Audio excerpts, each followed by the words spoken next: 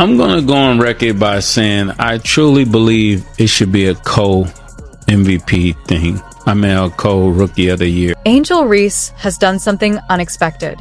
She reportedly felt disrespected after receiving only one vote for Rookie of the Year. Some people even argue she didn't deserve that vote at all.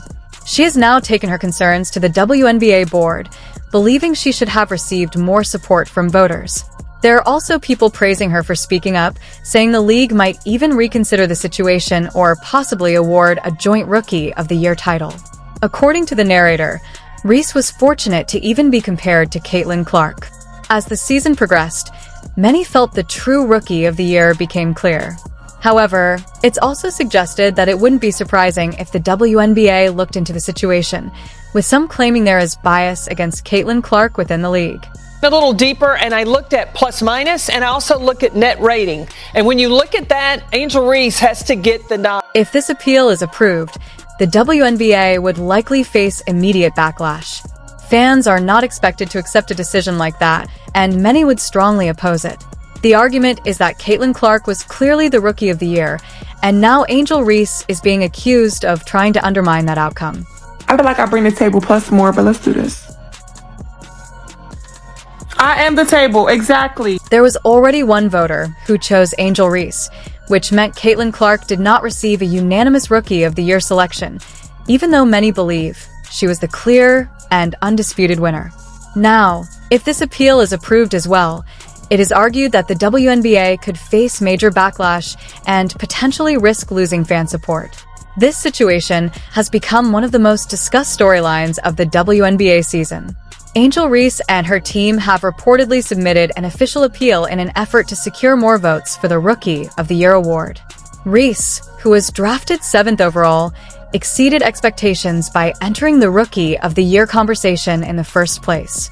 However, what some find surprising is her strong belief that she should have won the award over Caitlin Clark, who is widely viewed as the standout performer. Many point to statistics, fan engagement, and overall season momentum as factors that strongly favor Clark's case. So I'm like, cool, like the pressure is not even on me because I'm drafted 7, so the pressure shouldn't be up there. So I'm like, all right, cool, I can just hoop. So I don't know when like it started to just break out where I was just in Rookie of the Year conversations. I'm like, all right, cool. It's because you started killing it. Well, yeah. And they're like, oh my God. Now, to be fair, Angel Reese did have a strong rookie season. Being drafted 7th overall and still managing to enter the Rookie of the Year conversation is a major achievement on its own. Few expected her to make such an immediate impact, and she definitely turned heads with her performances. However, there is a clear distinction between having an impressive season and being the best rookie. While Reese believes she deserved the award, some argue that this claim is a stretch.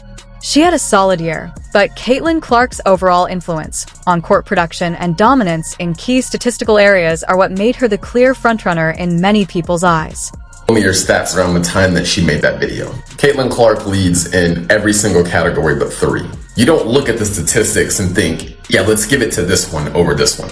But you could argue that, statistics don't tell everything. True, watch both of their games. Caitlin Clark has a far better game than Angel Reese does. It's much more complete, much more well-rounded. If we look at it honestly, the argument being made is that Caitlin Clark is the one who should feel slighted, since many believe she deserved to be the unanimous Rookie of the Year. From that perspective, her not receiving every vote is seen as a mistake by the voters. The situation becomes even more controversial when comparing fan reactions and league interest during injuries. When Angel Reese missed time late in the season, there was disappointment, but overall viewership reportedly remained relatively stable. However, when Caitlin Clark was absent, especially during key stretches like the playoffs, the atmosphere reportedly changed more noticeably, with some fans losing interest and viewership dipping. This is used to argue that Clark had a much larger impact on the league's excitement and attention. In contrast, while Reese is viewed as a talented and promising rookie, the claim here is that she did not have the same level of overall influence or star power that drove league-wide engagement in the same way. Time where I made a mistake talking about Caitlin and what she's done was on the podcast back in February that I apologize for. I'm tired of it. Yeah, I really am. Clark is described as having elevated the WNBA to a new level, while Reese, despite having a strong season, is said to not have matched Clark's overall influence both on and off the court. That difference is presented as the main separating factor between the two. The argument then shifts to questioning how Reese can still claim she deserved Rookie of the Year, especially since she missed the final 2 weeks of the season due to injury. Critics point out that she not only missed important games, but also, statistically, Clark is said to have outperformed her in almost every category.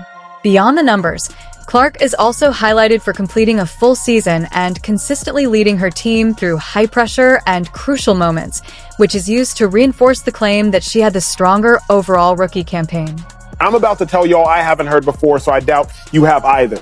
Caitlin Clark has done is grown the WNBA exponentially. She did in 5 weeks what would have taken 5 years. And as it pertains to draft viewership, she did in 5 days what would have taken 5 years. Reese did receive a single vote from the WNBA Rookie of the Year voting panel, but critics question whether that is enough to justify filing an appeal. This is especially debated given the belief that Caitlin Clark was the stronger player overall, whether in terms of consistency, clutch performances, or her broader impact on the league. From that perspective, Clark is seen as clearly ahead across multiple aspects of the game.